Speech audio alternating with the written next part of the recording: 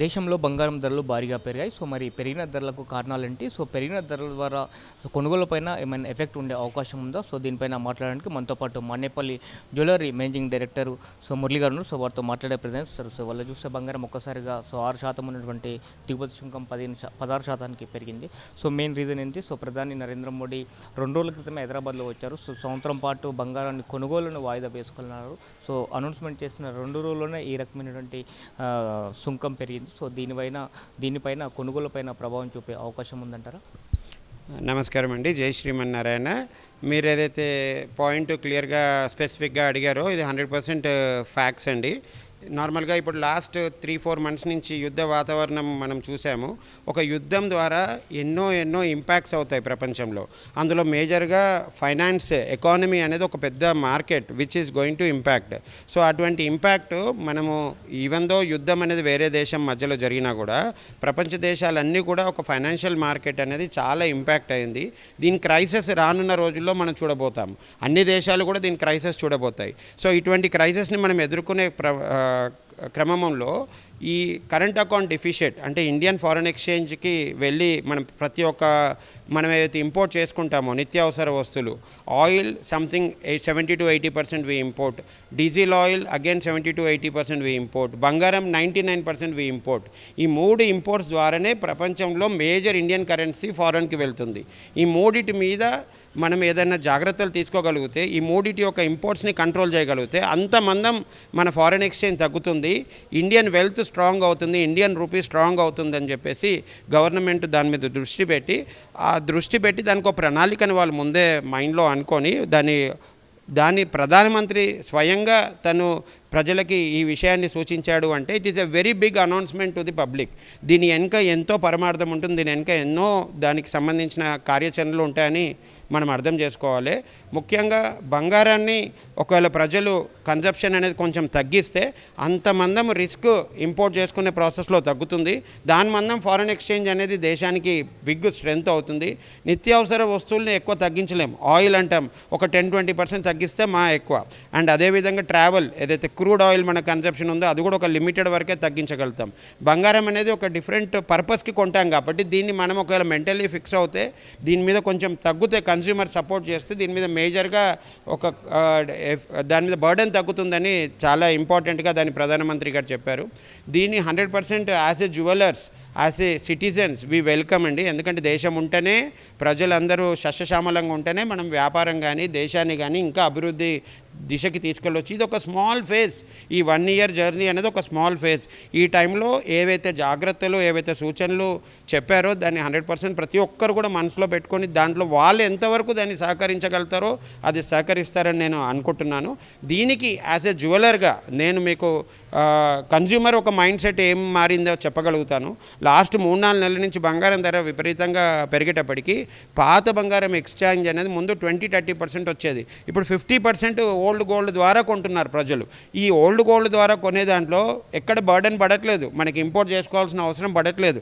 వాళ్ళ దగ్గర ఉన్న అన్ప్రొడక్టివ్ జ్యువెలరీని వాళ్ళు ఒక ప్రొడక్టివ్ జ్యువెలరీ కిందకి మార్చుకుంటున్నారు. సో ఈ విధంగా వాళ్ళ ఒక స్పెషల్ అకేషన్స్లో they are able to fulfil their this thing. కాకపోతే ఇక్కడ ఏంటంటే చాలామంది తన వెల్త్ సేవింగ్స్ ఉంటాయి కదా, ఈ ఇయర్ సేవింగ్ చేశాను దాన్ని అందులో సురక్షితంగా పెట్టుకోవాలని భావిస్తారు. అందులో one of the first option gold prefer చేస్తారు. అటువంటి సేవింగ్స్ చేసేవాళ్ళు గోల్డ్ బదులు వేరే ఏదైనా సూటబుల్ మార్కెట్ని ఆప్ట్ చేస్తారా లేదా అనేది ఎవరి ఇండివిజువల్ డెసిషన్ ఉంటుంది. ఒక దేశ పెద్దగా ప్రధాని చెప్పడం అనేది తన దేశానికి తన పట్ల ఉన్న రెస్పాన్సిబిలిటీ. ఇండివిజువల్గా ఇంటి పెద్ద ఎవరైతే నిర్ణయం తీసుకుంటాడో నా అసెట్ని ఎందులో పెట్టుకోవాలనే ఆలోచన కూడా ప్రతి ఒక్కరు చేస్తారు. కాబట్టి ఇది కొంచెం వరకు ఇంపాక్ట్ అవుతుంది. ఒక 20-30% ఇంపోర్ట్స్ తగ్గొచ్చు అని మేము భావిస్తున్నాము. ఎందుకంటే this is going to help a lot for the current account deficit. Almost నాకున్న అనాలైజింగ్ ప్రకారంగా 99% of the gold consumed in India anywhere, ఒక చిన్న గ్రామంలో 1 గ్రామ్ కొన్నా కూడా దాని అగేన్స్ట్గా ఒక ఇంపోర్ట్ జరుగుతుంది. ఒక ఇంపోర్ట్లో ఇండియన్ కరెన్సీ ఫారెన్ కరెన్సీకి మారుతుంది. దాని ద్వారానే బంగారం కంట్రీలోకి వస్తుంది. సో ఇటువంటి ఎక్స్చేంజ్ ప్రాసెస్ ఉంది కాబట్టి గోల్డ్ని ఒక 30-40% కన్సంప్షన్ తగ్గినా కూడా ఇది హెల్ప్ అవుతుందని చెప్పేసి భావన. దీనికి నిన్న night we have seen a huge change in the duty. ఇప్పుడు 3 రోజుల క్రితమేమో బంగారం కొనడం తగ్గించాలన్నది ఒక మెసేజ్ పబ్లిక్లో ఉండింది.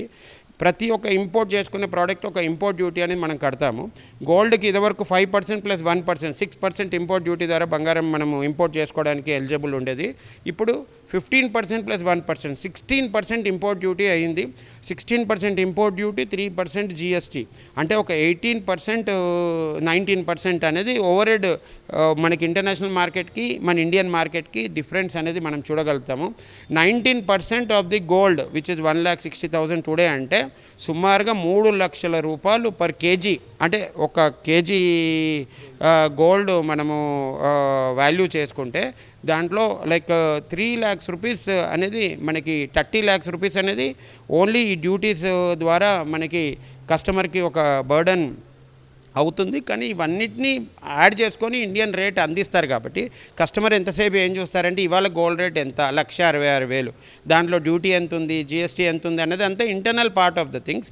కానీ నిన్నటికి ఇవాళకి 12,000 గోల్డ్ రేట్ అనేది పెరగడం అనేది something we expected it. Definitely ఇంత పెద్ద న్యూస్ చెప్పారంటే దీని వెనుక ఏదో ఒక కార్యాచరణ కూడా ఉంటుందని ఎక్స్పెక్ట్ చేసిన ప్రకారంగానే డ్యూటీ పెంచడం జరిగింది.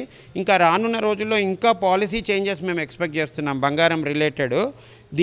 దీన్ని మెయిన్ స్ట్రీమ్లోకి తేవాలి, ఎలా మనం ప్రతి ఒక్క ఇంట్లో పార్క్ అయ్యి అన్ప్రొడక్టివ్గా ఉన్న వెల్త్ని ప్రొడక్టివ్ వెల్త్ కిందకి ఎలా తీసుకురావాలి, అండ్ ప్రొడక్టివ్ వెల్త్ కిందకి ఎప్పుడైతే అది వస్తుందో దేశం ఆర్థిక వ్యవస్థ ఇంటర్నేషనల్లీ స్ట్రాంగ్ అవుతుంది, దాని ద్వారా దేశం అభివృద్ధి అవుతుందన్న ప్రణాళిక గవర్నమెంట్ చేస్తుందని నేను భావిస్తున్నాను. ముఖ్యంగా మన తెలుగు సాంప్రదాయం అంటే ఖచ్చితంగా శుభకార్యాలకు ఎంతో కొంత బంగారం కొంటూ ఉంటారు. సో మీరు ఇందాక చెప్పారు చాలామంది కస్టమర్స్ పాత బంగారాన్ని మళ్ళీ వచ్చి కొత్త బంగారాన్ని చేసుకోవడానికి ప్రయత్నం చేస్తున్నారు. సో ఇది ఎంతవరకు ఎంత పర్సెంటేజ్ వస్తూ ఉన్నారు? సో గోల్డ్ కన్జంప్షన్ కొనేవారు సో పాత బంగారాన్ని కొత్త బంగారాన్ని మార్చుకునే ప్రయత్నమే చేస్తున్నారంటారా? కొంత బంగారం కూడా కొనుక్కొని కొత్త డిజైన్స్ చేసుకునే అవకాశం ఉందంటారు? యాక్చువల్గా కన్స్యూమర్ అనేది చాలా స్పెసిఫిక్ ఉంటారండి. వాళ్ళ డబ్బుకి వాళ్ళు విలువ చేసుకోవాలని చాలా భావిస్తారు. మీరు రెగ్యులర్గా మనం లాస్ట్ 3-4 years నుంచి చూస్తే 25% అనేది ఓల్డ్ గోల్డ్ ద్వారా వచ్చి 75% అనేది క్యాష్, కార్డు, వాళ్ళు వేరియస్ మోడ్స్ తోటి కొనేవాళ్ళు. ఇప్పుడు గోల్డ్ రేట్స్ పెరిగాక ఇప్పుడు సుమారుగా 48% నుంచి 50% వరకు పాత బంగారం ద్వారా కొంటున్నారు, అండ్ మిగతాది వాళ్ళు రెగ్యులర్ పర్చేస్ కింద కొంటున్నారు. అయితే ఈ పాత బంగారం ద్వారా కొన్నదాన్ని కూడా చాలామంది కస్టమర్సు పాత బంగారం కూడా ఇవాళ రేపు ఇప్పుడు మీరు ఒక గొలుసు కొనుక్కున్నారు పోయినవి లాస్ట్ ఇయర్ హాల్ మార్క్ తోటి బంగారం కొనుక్కున్నారు 10 గ్రాములది, ఈ ఇయర్ మళ్ళీ అది డిజైన్ మార్చి వేరే తీసుకున్నారు. కానీ మీ గొలుసుకి ఇంకా 10 సంవత్సరాలు వేసుకునే లైఫ్ ఉంటుంది. అలాంటి ఓల్డ్ గోల్డ్ కూడా చాలామంది కొంటున్నారు. అంటే ఇక్కడ ఏంటంటే వాళ్ళకి అప్పుడు వేస్టేజ్ తరుగులు అనేది మనకి 10% కట్టాల్సిన అవసరం దగ్గర 2% తోటి అయిపోతుంది. సో అక్కడ వాళ్ళ పెట్టుబడి అనేది సేఫ్ అవుతుంది. మనకి ఎవరి రోజైనా మళ్ళీ రిటర్న్ ఇచ్చేసినా మనకి వాల్యూ ఫుల్ వస్తుందన్న ఆలోచనతోటి ఈ రకమైన పర్చేజ్ కూడా బాగా ట్రెండింగ్ ఉందండి ఇప్పుడున్న కన్స్యూమర్ మార్కెట్లో. We're expecting more old gold transformation coming year to go. ఇప్పుడు మొన్న మోడీ గారు ఇచ్చిన ప్రజలకు ఇచ్చిన సూచన ప్రకారంగా వాళ్ళు ఇచ్చిన సజెషన్ ప్రకారంగా ఇంకా ఎక్స్చేంజ్ గోల్డ్ పర్సంటేజ్ అనేది ఇంకా పెరుగుతుందేమో అని మేము భావిస్తున్నాము. దానికి మనము అధికంగా కస్టమర్కి ఎంకరేజ్మెంట్ ఇస్తూ దాని మీద మనం స్పెషల్ ఆఫర్స్ ఇస్తూ ఎక్స్చేంజ్ గోల్డ్ వాళ్ళు ఇస్తే వాళ్ళు ఎంతైతే పాత బంగారం వాల్యూ ఉంటుందో దాంట్లో 1% కూడా తగ్గించకుండా 0% తగ్గిస్తూ అది ఫుల్ వాల్యూ మనం ఇస్తే ఇంకొక ఎంకరేజ్మెంట్ అవుతుంది మార్చుకునే వాళ్ళకి అన్నట్టుగా భావిస్తూ చాలామంది jewellers including Manepalli jewellers is giving that offers to the customer. So దీన్ని కస్టమర్ అవైల్ చేసుకోవాలనేది మీ ద్వారా నేను తెలియపరుస్తున్నాను. చాలామంది కూడా ఈ మధ్యకాలంలో గతంలో ఏంటంటే బంగారాన్ని కేవలం వేసుకోవడానికి మాత్రమే కొనుక్కునేవాళ్ళు. సో ఈ మధ్యకాలంలో ఇన్వెస్ట్మెంట్ పర్పస్లో కూడా చాలామంది కొంటున్నారు. సో ఇది సరైన సమయం అంటారా ఇన్వెస్ట్మెంట్ కోసం? సో ఇన్వెస్ట్మెంట్ బంగారం పైన చేయాలంటే కొద్ది రోజులు సో మోడీ గారు చెప్పినట్టు సంవత్సరం పాటు ఆగాల్సింది అంటారు. యాక్చువల్గా ఇన్వెస్ట్మెంట్ అనేది purely family head of the house hold has to decide the thing అండి. యాక్చువల్గా ఇన్వెస్ట్మెంట్ ప్రతి ఒక్కరు చేయాలనుకుంటారు. వాళ్ళ దగ్గర ఉన్న రిజర్వ్స్ అండ్ సర్ప్లస్ వాళ్ళ సేవింగ్స్ని దాన్ని మ్యూచువల్ ఫండ్స్ కానివ్వండి, గవర్నమెంట్ బాండ్స్ కానివ్వండి, రియల్ ఎస్టేట్ కానివ్వండి, గోల్డ్ కానివ్వండి, ఇటువంటి మల్టిపుల్ ఆప్షన్స్లో ఇన్వెస్ట్మెంట్ చేస్తారు. కొందరేమో నగదు అలాగే పెట్టుకుంటారు. కానీ నగదు అలాగే పెట్టుకుంటే అది పెరగదు కాబట్టి నార్మల్గా ఎందులో అన్న ఒక పెట్టుబడి అసెట్లో పెడితే అది కాలంక్రమంగా 1-2 yearsలో అది పెరుగుతుంది. దాని ద్వారా మేము గ్రోత్ పొందుతాము అని చాలామంది భావిస్తారు. చేస్తారు. సో అందులో గోల్డ్ అనేది ఫస్ట్ లిస్ట్లో ఉంటుంది నార్మల్గా అయితే చెప్పాలంటే. కానీ ఇప్పుడున్న రిక్వెస్ట్ ప్రకారంగా, ఇప్పుడున్న మెసేజ్ ప్రకారంగా ఒక 20-30% పీపుల్ దాన్ని ఫాలో చేస్తూ వాళ్ళు 100 గ్రాములు కొనాలనుకుంటే దాన్ని 50 గ్రాములు కొంటూ వేరే దాంట్లో కూడా వాళ్ళు పెట్టుబడులు షిఫ్ట్ చేసుకుంటూ ఆ విధంగా ఒక 30-40% వరకు మనకి ఇంపోర్ట్స్ తగ్గుతాయి. వాళ్ళు ఏదైతే మెయిన్ ఆబ్జెక్టివ్ దీన్ని అనుకున్నారో కరెంట్ అకౌంట్ డెఫిషియట్ అది వాళ్ళకి ఫుల్ఫిల్ అవుతుంది అని నేను భావిస్తున్నాను. ప్రాక్టికల్గా రోజు చూస్తూ ఉంటాం కాబట్టి కస్టమర్ బిహేవియరు తప్పకుండా ఒక 30-40% అయితే వాళ్ళు అనుకున్న సక్సెస్ వాళ్ళకి పొందుతుందని నేను అనుకుంటున్నానండి. సో డాలర్తో పోల్చుకుంటే సో రూపాయి విలువ తగ్గడంతోనే ఈ దిగుమతి సుంకాన్ని పెంచారంటారు. దిగుమతి సుంకాన్ని పెంచడాన్ని ఏంటంటే డిస్కరేజ్మెంట్ బై ది గవర్నమెంట్. దేంట్లో అయితే వాళ్ళు డిస్కరేజ్ చేస్తారో దానికి ఎక్స్ట్రా ట్యాక్సింగ్ అనేది పే చేయాలి పబ్లిక్. ఇప్పుడు 5% ఉన్నది 15% అయింది అంటే 3%, 3 ఇంతలు పెరిగింది. 3 ఇంతలు పెరిగినా కొంటున్నారని కొననియండి, వాళ్ళ ద్వారా 10% గవర్నమెంట్కి ఆదాయం వస్తుంది. ఇప్పుడు ఏదైతే వాళ్ళకి అడిక బర్డన్ ఉందో ఈ 10% ఆదాయం ద్వారా దాన్ని వాళ్ళు కవర్ చేసుకుంటారు. సో ఇక్కడ ఏమవుతుందంటే even though the price is high, some people are buying అంటే వాళ్ళ ద్వారా ₹1 ఆదాయం గవర్నమెంట్కి వస్తుంది. కాబట్టి అది వాళ్ళకి ఏదైతే గ్యాప్ ఉందో ఈ కరెంట్ అకౌంట్ డెఫిషియట్ దాంట్లో ఒక మోస్తరు కవర్ అవుతుందని మనం భావిస్తున్నాము. కానీ ఇండియన్ రూపీ అనేది ఎప్పుడు కూడా ఇంపోర్ట్స్ని మనము ఎక్స్పోర్ట్స్ చేసామనుకోండి, దేశంలో ఎక్స్పోర్ట్స్ మీద మనం ఫోకస్ చేసి మన ఇండియన్ ద్వారా ప్రపంచానికి మనం ఎక్స్పోర్ట్స్ చేసి మన ఇంపోర్ట్స్ ఎక్స్పోర్ట్స్ ఈ రెండు బ్యాలెన్స్ అయ్యాయనుకోండి మన కరెంట్ అకౌంట్ డెఫిషియట్ అనేది రాదు.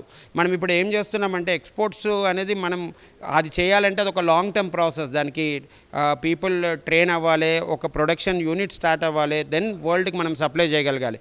అదంతా చేయాలంటే ఒక లాంగ్ టర్మ్ ప్రాసెస్. కాబట్టి ఈరోజు మనం ఏమంటున్నాం, ఖర్చు తక్కువ పెడదాము, మనం బయట నుంచి కొనేటి ఆపుదాము, దీని ద్వారా ఈరోజు మనము బ్యాలెన్స్ చేసుకుందాం మన ఎకానమీ అన్న ఆలోచనలో గవర్నమెంట్ వెళ్తుంది. కానీ లాంగ్ టర్మ్లో ఏం చేయాలంటే మనం ప్రపంచానికి మనం ఏం అందించగలుగుతాం, మన దగ్గర ఉన్న 150 కోట్ల మంది ఏం అందించగలుగుతారు, దానికి ప్రపంచం మన ఇండియన్లో ఉన్న స్ట్రెంగ్త్ ఏంది, మనం ఏం మ్యానుఫ్యాక్చరింగ్ చేసి గ్లోబ్కి సప్లై చేయాలి, మనకి ఇండియన్ రూపీస్ ప్రపంచం వేరే దేశం నుంచి డాలర్స్ ఎలా వస్తాయి, మనం ఏం కొంటాము, మనం ఏం వస్తుంది, ఈ రెండు బ్యాలెన్స్ చేయడం అనేది ఇంటి పెద్దగా దేశం యొక్క రిక్వైర్మెంట్ అండి.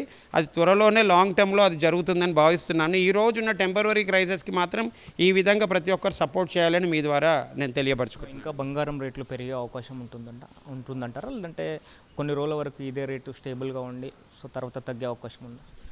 మీరన్న క్వశ్చన్కి నా పర్సనల్ అబ్జర్వేషన్స్, నా పర్సనల్ రీసెర్చ్ ద్వారా అయితే గోల్డ్ రేటు ఇంకా 40% ఇక్కడి నుంచి పెరుగుతుంది అని చెప్పి నిపుణులు చెప్తున్నారండి. ఇంటర్నేషనల్గా $7,000 ఒక ఔన్స్ బంగారం అంటారు. 31.15 అనేది ఒక ఔన్స్ బంగారం $7,000 వరకు టెక్నికల్గా టచ్ అవుతుందని చెప్పి చాలామంది నిపుణులు చెప్తున్నారు. మనం ఇప్పుడు సుమారుగా $5,000 దగ్గరలో ఉన్నాము. అంటే ఇంకొక 30-40% గ్రోత్ ఇక్కడ ఉంది. సో ఈ 30-40% గ్రోత్ ఒక 1.5 ఇయర్లో మనం చూడొచ్చు. ఇండియన్స్ గోల్డ్ కొంచెం తగ్గడంతో ఒక 30% తక్కువ చేసి కొన్నారనుకోండి, దాంతో గోల్డ్ రేట్స్ పడిపోతాయన్నది మాత్రం అంత పెద్ద ఇంపాక్ట్ ఉండదు. దీనికి సెంట్రల్ బ్యాంక్స్, ఇన్స్టిట్యూషన్స్, దేశాలు, చైనా లాంటి దేశాలు వాళ్ళ రిజర్వ్స్ అండ్ సర్ప్లస్ అన్ని గోల్డ్లోకి మారుస్తున్నారు, డాలర్స్ని తగ్గించి బంగారం నిల్వలు పెంచుతున్నారు. ఇటువంటి థింగ్స్ మీద గోల్డ్ రేట్ అనేది డిపెండ్ అయి ఉంటుంది, demand and supply. No doubt Indian consumption కాస్త తగ్గడంతో కొంచెం ఇండియన్ కన్సంప్షన్ ద్వారా పెరగాల్సిన రేటు కొంచెం తక్కువ పెరుగుతుంది. కానీ ఆన్ ద హోల్గా అయితే ట్రెండ్ అయితే అప్పే ఉందండి. మీరు ఒక్కటి గుర్తుపెట్టుకోవాల్సింది ఏంటంటే మనకు ఒక 10 అడుగులు ముందుకు వెళ్ళామనుకోండి బంగారం ధర, మళ్ళీ కంపల్సరీ ఒక 4 అడుగులు వెనక్కి రావడం సహజం, మనం చూస్తాము. మళ్ళీ 10 అడుగులు ముందుకు వెళ్తూ ఉంటుంది. So every time it goes up, it come backs little bit back and again it goes up. So trend అనేది ఆన్ ద హోల్గా అప్పే ఉంటుంది. నార్మల్గా కస్టమర్కి నేను చెప్పొచ్చేది ఏంటంటే, ఏ రోజైతే మన దగ్గర డబ్బులు రెడీ ఉన్నాయి, కొనాలని మైండ్ అనుకున్నామో ఆ రోజు కొనేయాలి అన్నది నేను చెప్తాను. ఎందుకంటే వాళ్ళు రేపు 1000 తగ్గినా 1000 పెరిగినా వాళ్ళు అమ్మరు, వాళ్ళ దగ్గర అది ఉంచుకుంటారు అంతే. కానీ కాలక్రమంగా ఏమవుతుంది, 2 నెలల తర్వాత అది ఆటోమేటిక్లీ పెరుగుతున్నట్టుగా ఉంటుంది. మళ్ళీ 6 నెలల తర్వాత వాళ్ళు అబ్బో నేను కొని మంచి పని చేశాననే అనుకుంటారు. సో ఎప్పుడు కూడా నా సజెషన్ ఏంటంటే, consumer can't wait for the right price. There is no right price. Right price is only on the sentiment and news. ఈ రోజు యుద్ధంతో ఒక ప్రకటన వస్తే బంగారం ధర పెరగడమో తగ్గడమో జరుగుతుంది. ఇదంతా ప్రజలు క్యాచ్ చేయాలంటే కాదు. కాబట్టి ఏ రోజైతే వాళ్ళు కొనాలనుకుంటున్నారో, అకేషన్స్ ఉన్నాయో ఆ రోజు కొనేయడము, ఇంకా రానున్న రోజుల్లో సంవత్సరాల తడబడి చూస్తే మాత్రం పెరగడమే మనం చూడడానికి అవకాశం ఉంటుందండి. Thank you sir. సో ఇది చెప్తూ ఉన్నారు. సో ఇదైతే ఈ బంగారం పట్ల ఏదైతే ప్రధానమంత్రి నరేంద్ర మోడీ తీసుకున్న నిర్ణయాన్ని స్వాగతిస్తున్నట్టుగా అయితే బంగారం షాప్ నిర్వాహకులు తెలియజేస్తున్న పరిస్థితి కనిపిస్తుంది. సో రానున్న రోజుల్లో బంగారం ధరలు 40% పెరిగే అవకాశం ఉందని కూడా చెప్తున్న పరిస్థితి కనిపిస్తుంది. ఏదైతే కస్టమర్స్ ఏదైతే ఉన్నారో సో పాత బంగారాన్ని తీసుకోవచ్చు, కొత్త బంగారం లాగా మార్చేటటువంటి పరిస్థితి. సో ఇప్పటికే 30-40% పెరిగింది. సో రానున్న రోజుల్లో అది మరింతగా పెరిగితే ఈ యొక్క బంగారం దిగుమతి పైన ఎక్కువగా ఎఫెక్ట్ చూపదు అనేటువంటి అభిప్రాయాన్ని అయితే వ్యక్తం చేస్తున్న పరిస్థితి కనిపిస్తుంది. సో మొత్తం మీద అయితే ఈ పెరిగినటువంటి ఈ దిగుమతి శుంకం ఏదైతే ఉందో సో దీని ద్వారా సో బంగారం షాపుల పైన అయితే ఎంతో కొంత ప్రభావం ఉంటుంది అనేటువంటి అభిప్రాయాన్ని వ్యక్తం చేస్తున్నారు.